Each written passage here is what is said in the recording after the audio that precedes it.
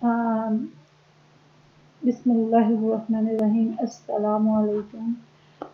I am Dr. Farida Star. आज इंशाल्लाह ताला हम डिस्कस करेंगे professional code of ethics for teachers. इनके कौन से कोड ऑफ एथिक्स हैं जो एक टीचर्स के लिए बहुत ज़रूरी होते हैं अगर टीचिंग प्रोफेशन यानी कि उनके लिए। सबसे पहले क्या है कि teachers are duly licensed professional who possess dignity and reputations with high moral values as well as technical and professional competencies। देखिए कहते हैं कि टीचर के पास प्रोफेशनल लाइसेंस क्या होता है कि एक टीचर्स को वो एक पूरा प्रोफेशनल उसका जो लाइफ है वो प्रोफेशनल होती है कि जो कैसे वो रेपुटेशन को वैल्यूज मौजूद होती हैं, क्या उसके अंदर तमाम चीज़ों का उसके अंदर एक टीचर के लिए बहुत ज़रूरी होती है। सबसे पहले क्या है कि the teacher and the state. सबसे पहले यानी कि टीचर एंड द स्टेट क्या है, और trustee of the cultural and educational heritage of the nation, promote national morality, promote national pride, cultivate love of country, actively help carry out the declared policies of the state. यानी कि देखें सबसे पहले तो teacher and state, जिस state जिस country जिस reason पे उसने काम करना है, सबसे पहले उसकी जो कल्चरल और एजुकेशनल हेरिटेज है उसको अंडरस्टैंड करना बहुत ज़रूरी है। और जिस अपनी ज़ाहिर है एज ए बीइंग टीचर उसको अपने नेशनल जो मोरालिटी है उसको भी प्रमोट करना है। नेशनल उसका जो एक टीचर है वो एक नेशनल प्राइड है, नो डाउट। उसको कैसे उसने कल्टिवेट लव ऑफ कंट्री यानी कि कैसे उसने कंट्रीब्यूट करना है।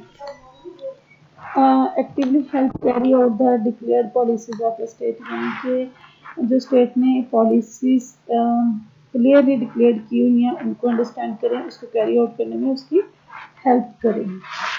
क्या physically mentally and morally fit teachers को नो डाउट एक फिजिकली भी मॉरली भी मेंटली भी उसको पूरा फिट होना चाहिए, उसकी पर्सनैलिटी अच्छी होनी चाहिए, उसका मेंटल स्टेट जो है वो बिल्कुल अंडरस्टैंडेबल होनी चाहिए।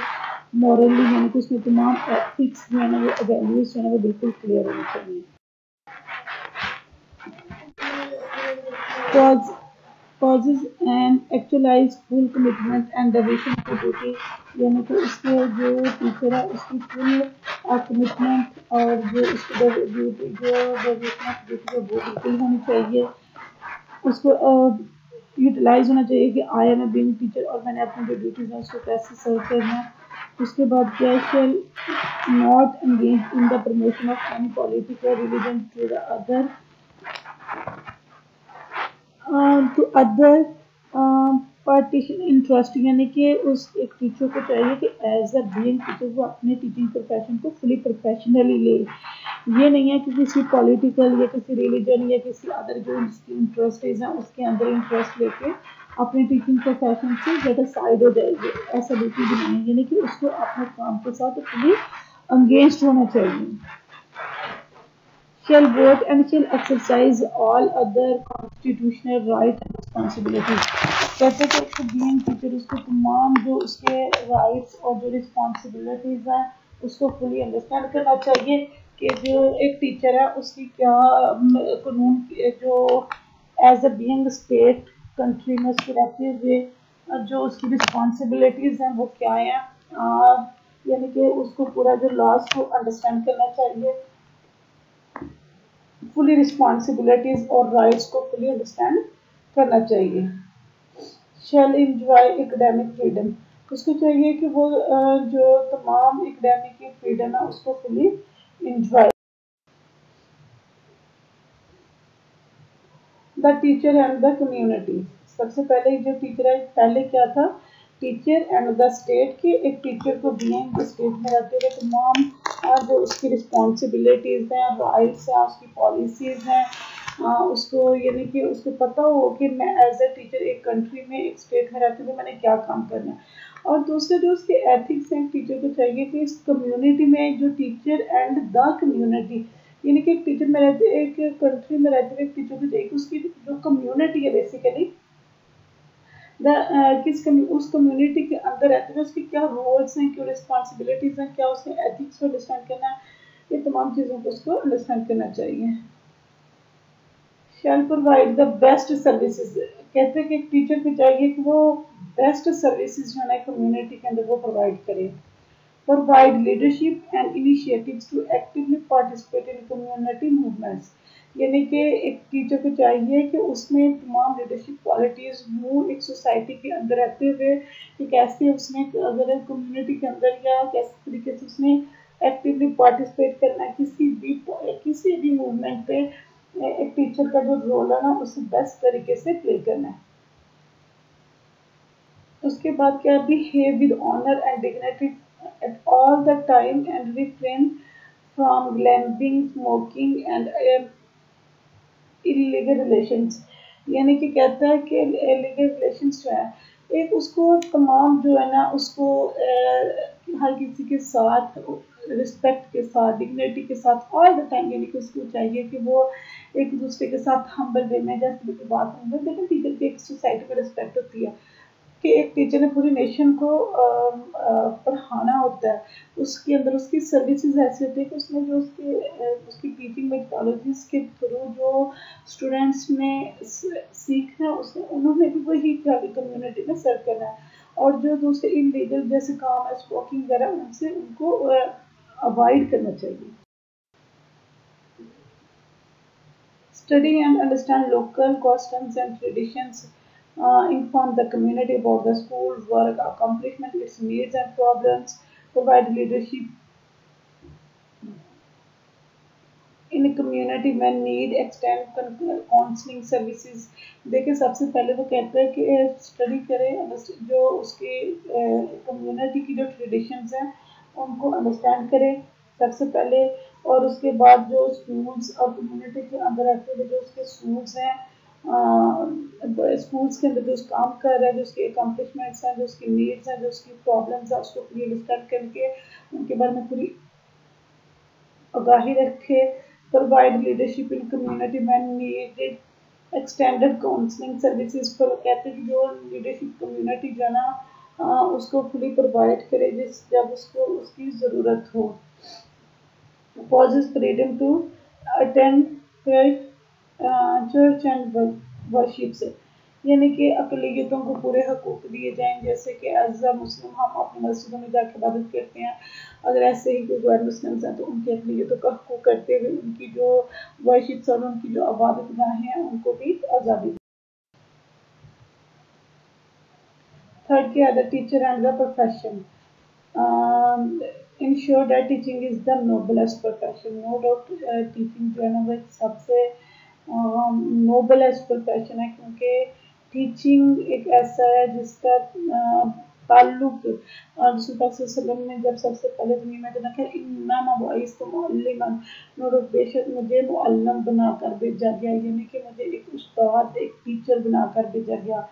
देखो उन्होंने अपने टीचिंग प्रोफेशन किस तरीके से कंप्लीट किया, तो फिर उनकी सुन्नत उनके प्राइस को सामने रखते हुए हमें भी बताना चाहिए कि हमने किस तरीके से जो अपने प्रोफेशन है उसके साथ लॉयल रहना है। Uphold the highest possible standards of quality education, no doubt उसको चाहिए कि पॉसिबल जो स्टैंडर्ड्स ऑफ क्वालिटी है उसको पूरी तरीके से अंडरस्टैंड करे। Participate in the accounting professional education programmes, उसको जितने भी एजुकेशनल प्रोग्राम्स हैं उनमें तो उनको फुली उसमें पार्टिसिपेशन उसकी टीचर की होनी चाहिए। Help duly authorise to seek support for the schools, अगर स्कूल्स के लिए अगर उसकी कोई किसी किस्म की भी उसकी जो डिसीजन मेकिंग है उसमें पूरी अथॉराइज यूज़ करे, उसमें फुली हेल्पफुल हो। उसके बाद use teaching profession in the manner that make a dignified means for earning a decent living, यानी कि एज अ टीचिंग प्रोफेशन में टीचर को चाहिए कि किस तरीके से वो जो उसके लिविंग स्टाइल है वो इस तरीके से डिसेंट अंदाज में होना चाहिए कि किस तरीके से पता चले कि as he is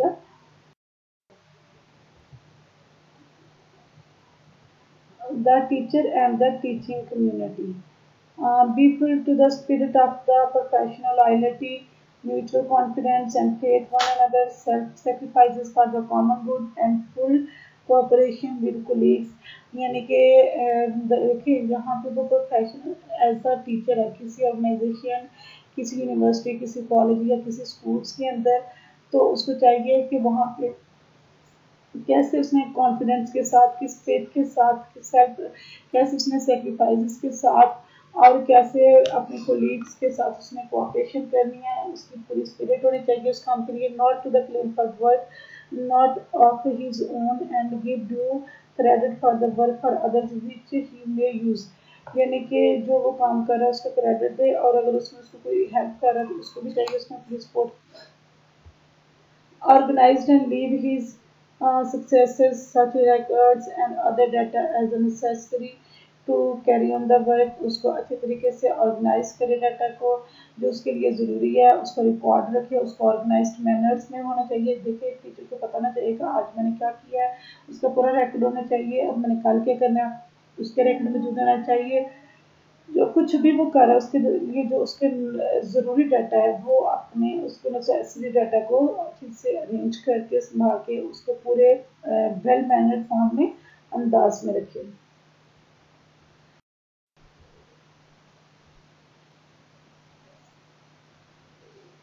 Then may speak corrective for what may appear to be on unprofessional and unethical conduct of any associates।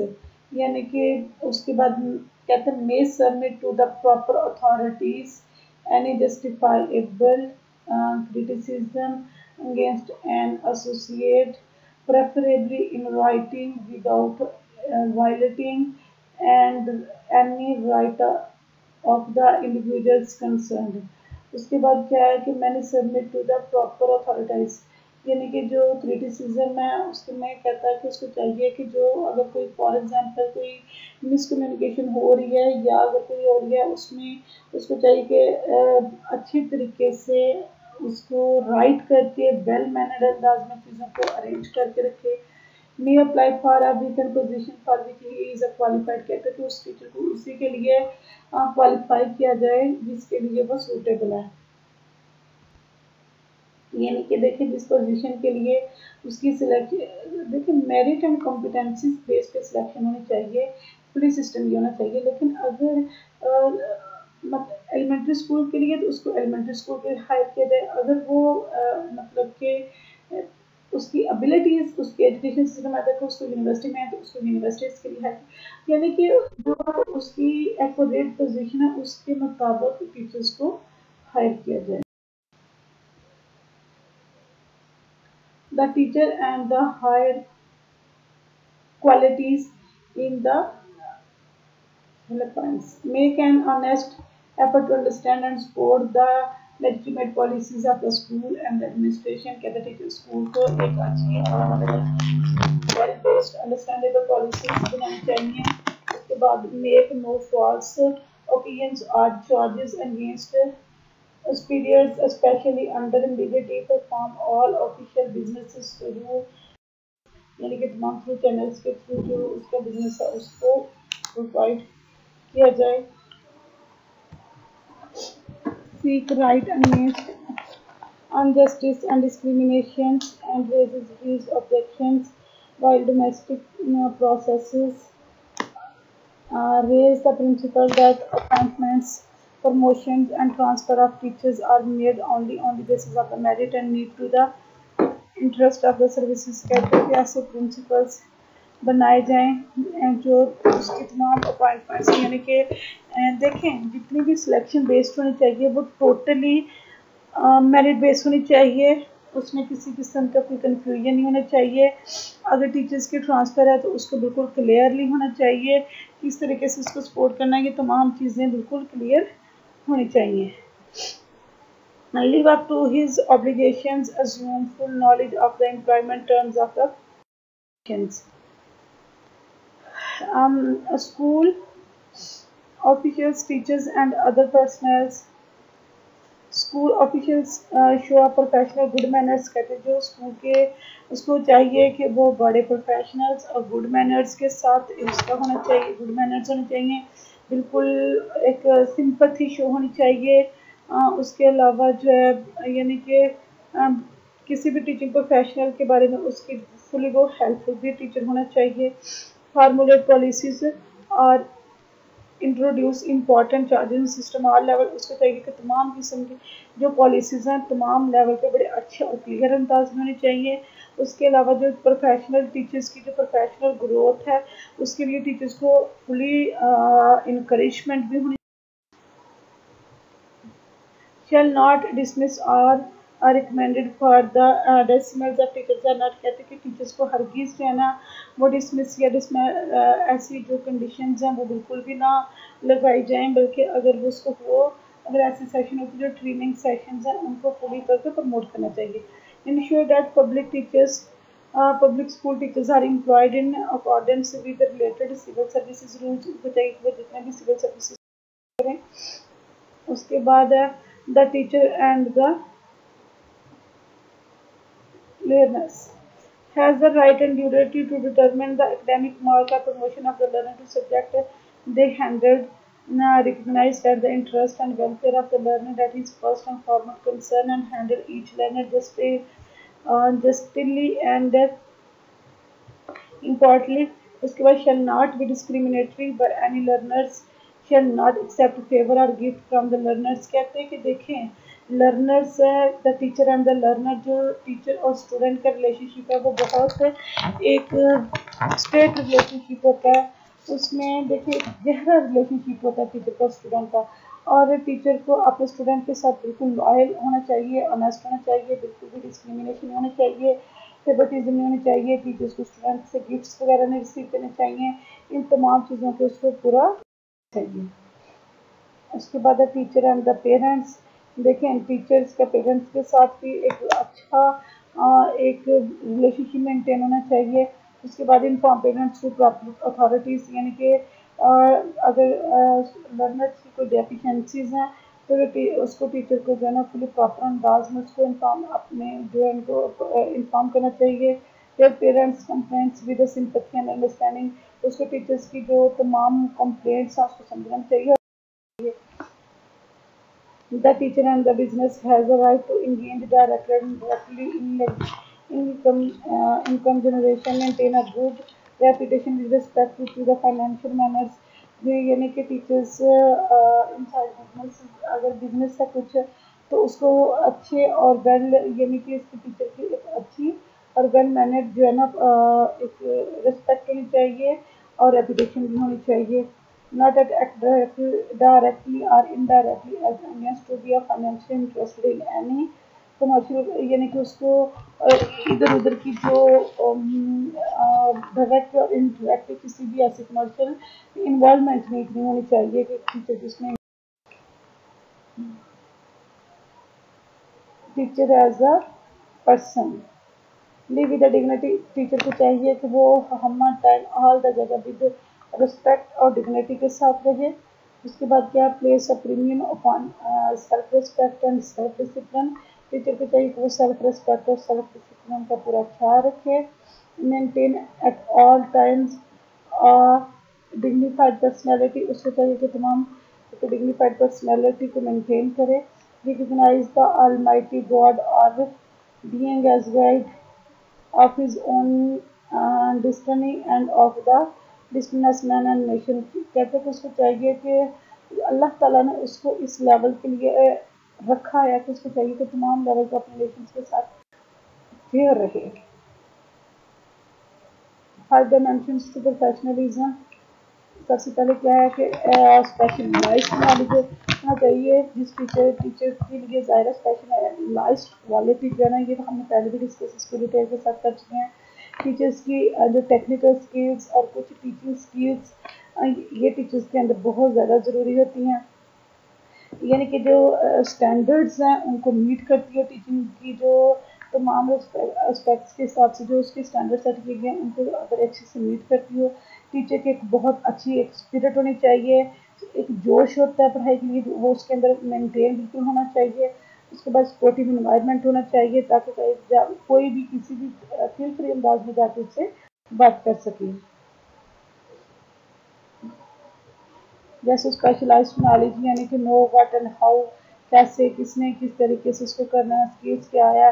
Knowledge is translated the quality, teacher के अंदर तमाम जो उसकी स्पेशलाइज्ड नॉलेज की तमाम प्रैक्टिस क्वालिटी मौजूद होनी चाहिए। टेक्निकल स्किल्स हैं यानी कि एक टीचर के लिए तमाम ये टेक्निकल स्किल्स जो है ना वो बड़े अच्छे अंदाज में मौजूद होने चाहिए। एक्यूरेसी होनी चाहिए यानी कि टेक्निकल स्किल्स के साथ साथ उसके अंदर जो सोशल स्किल्स हैं वो भी बहुत ज़रूरी होती हैं कि कैसे उसने जो पर्सनल अप्रोप्रिएट पर्सनल्स को प्रमोट करना है, कैसे सूटेबल लैंग्वेज को यूज़ करना है, कैसे उसने यानी कि किस तरीके से उसने जब बाहर निकलना तो उसका सोशलाइजेशन कैसा होना चाहिए। उसके बाद जो कुछ पर्सनल क्वालिटीज़ हैं, getting to work on time यानी कि उसको चाहिए कि जो ऑन टाइम काम करे स्टूडेंट के साथ, यानी कि ये नहीं है कि जो उसकी पर्सनल क्वालिटीज़ हैं उसको भी उसके साथ मीट करता हो। Getting to work done before deadlines, उसको चाहिए कि जो उसको दे दिया गया काम उसको विद इन टाइम उसको कंप्लीट करे। यूजिंग अ सूटेबल इनिशिएटिव यानी उसको चाहिए कि जो एक सूटेबल इनिशिएटिव है उसके अकॉर्डिंग टीचर्स को चाहिए कि वो काम करें। एक्सेप्टिंग अप्रोप्रिएट रिस्पॉन्सिबिलिटी, और जिस किस्म की उसको राइट्स और रिस्पॉन्सिबिलिटीज प्रोवाइड की गई हैं उसको एक्सेप्ट करे और अच्छे अंदाज में उसको फुलफिल भी करे। एक्सेप्टिंग सजेशंस एंड क्रिटिसिज्म, एक टीचर को चाहिए कि बड़े अच्छे तरीके से उसको एक्सेप्ट भी करे और उसमें सजेशंस भी लेके आए। टाइम मैनेजमेंट है, रिसोर्स मैनेजमेंट है, स्पेस मैनेजमेंट है, फैकल्टी है यानी कि एक देखें किसी भी काम के लिए जो उसका बेस्ट और अप्रोप्रिएट में वो है वो ये है कि टाइम की मैनेजमेंट बहुत अच्छी होगी। अगर आपके टाइम की मैनेजमेंट अच्छी है तो you are a very successful person. उसके बाद यानी कि रिसोर्स मैनेजमेंट, यहाँ पे आपने टीचिंग करनी है, उन रिसोर्स को आपने कैसे यूटिलाइज करना है, किस तरीके से करना है, इन तमाम चीज़ों के बारे में भी उसकी पूरी अंडरस्टैंडिंग होनी चाहिए। स्पेस मैनेजमेंट यानी कि स्पेस को किस तरीके से उसने यूटिलाइज करना है। फैकल्टी के उसके अलावा फैकल्टी में अपने जहाँ पे वो काम कर रहा है उसके साथ उसके कैसे उन जो लिंक्स कैसे हैं, किस तरीके से उसने काम करना है, ये तमाम चीज़ों को उसको अंडरस्टैंड करना चाहिए। स्टार्टिंग ऑन द प्रैक्टिकल यानी कि कैसे उसमें प्रैक्टिकल से उसको चीज़ों को स्टार्ट करना है। Make time equal with punctuality, punctuality एक टीचर के लिए, एक टीचिंग कोच के लिए बहुत ज़रूरी होती है।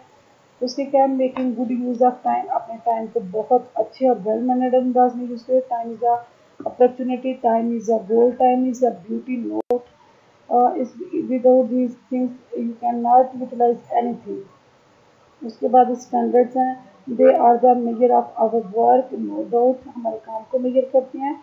दे measure the quality of our work, वो हमारे मतलब के काम को अच्छे तरीके से मेजर करते हैं।